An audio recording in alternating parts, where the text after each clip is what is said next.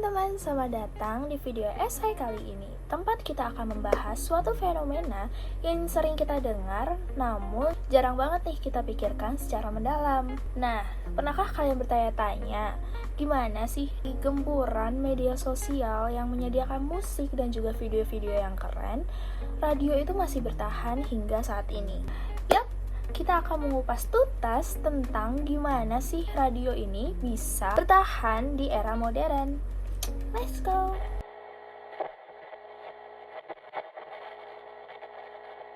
Oke, sebelum kita melangkah lebih jauh, mari kita sedikit menengok ke belakang.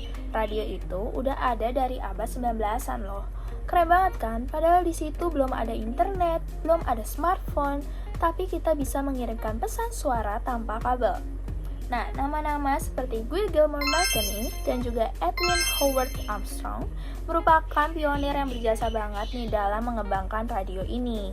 Nah, kalau di Indonesia sendiri, radio itu punya sejarah yang panjang dan juga penting banget. Di zaman penjajahan Belanda, radio itu menjadi alat komunikasi telegraf. Tapi yang paling penting, radio itu jadi corong informasi kemerdekaan Indonesia.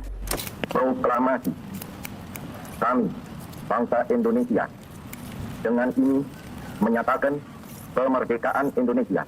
Jadi bisa dibilang radio itu punya tempat khusus nih di hati bangsa kita. Seperti ada Radio Republik Indonesia atau RRI yang didirikan saat 11 September 1945.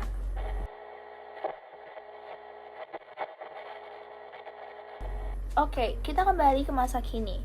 Kita lihat deh sekeliling kita. Ada Apple Music, Spotify, dan juga Joox yang menawarkan jutaan lagu.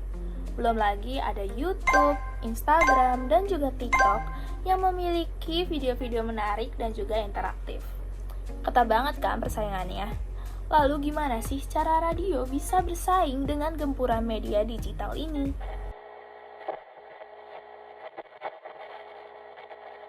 Nah, disinilah letak kekuatan radio yang gak bisa ditandingi nih sama platform digital lainnya. Radio itu punya kekuatan intim dan juga personal ke audiensnya. Bayangin deh, kamu lagi nyetir di mobil, terus dengerin radio kesayangan kalian. Ada suara penyiar yang familiar, yang nemenin kamu, yang bikin kamu gak merasa sendirian.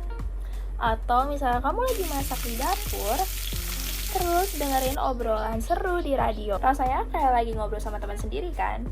Nah, interaksi langsung dengan pendengar juga jadi salah satu daya tarik radio. Lewat pesan singkat, telepon, atau kuis interaktif, pendengar bisa merasa terhubung, jadi bagian dari komunitas radio. Selain itu, radio punya keunggulan dalam hal jangkauan. Gak semua orang punya akses internet yang stabil dan juga cepat, tapi hampir semua orang punya radio FM portable. Nah, radio bisa menjangkau daerah-daerah terpencil di mana sinyal internet itu susah didapat. Jadi, radio itu jadi tempat sumber informasi dan hiburan yang penting bagi masyarakat di pelosok negeri. Dan yang gak kalah penting, radio itu jadi sumber penting saat terjadi bencana alam atau situasi darurat. Saat internet mati atau listrik padam, radio tetap bisa diandalkan untuk mendapatkan informasi penting dan juga terkini.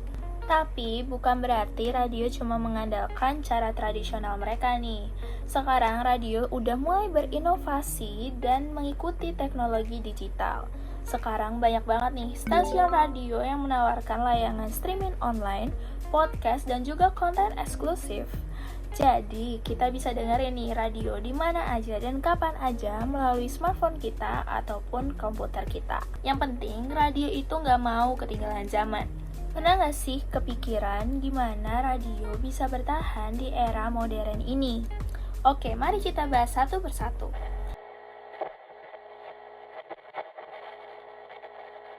Yang pertama, mempertahankan ciri khas suara mereka. Radio ya radio, kekuatan utama mereka ada di suara. Jadi, kualitas suara, program siaran yang menarik, dan kepribadian penyiar itu tetap jadi kunci utama mereka. Yang kedua, mengikuti inovasi terkini. Radio harus berani mencoba hal-hal baru, memanfaatkan teknologi digital, bikin konten yang kreatif, dan jangan takut untuk bereksperimen. Lalu yang ketiga, fokus untuk konten lokal dan juga komunitas. Program-program radio harus dekat dengan masyarakat, bahas isu-isu lokal, libatkan komunitas, dan jadilah bagian dari kehidupan sehari-hari pendengar. Lalu yang terakhir, kolaborasi dengan platform digital. Radio bisa menjalin kerjasama dengan platform streaming atau podcast.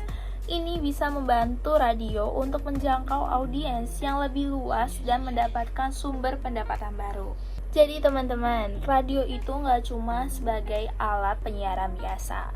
Radio itu juga bagian dari sejarah bangsa kita. Radio punya kekuatan personal yang nggak bisa digantikan oleh platform digital lainnya. Dan yang paling penting, radio itu terus beradaptasi dan juga berinovasi dalam menghadapi tantangan zaman. Dengan motivasi yang tepat dan dukungan yang dari berbagai pihak, dan semangat untuk terus berubah, radio akan terus bertahan dan relevan di era modern ini. Jadi, mari kita terus mendengarkan radio dan mendukung industri radio lokal Indonesia.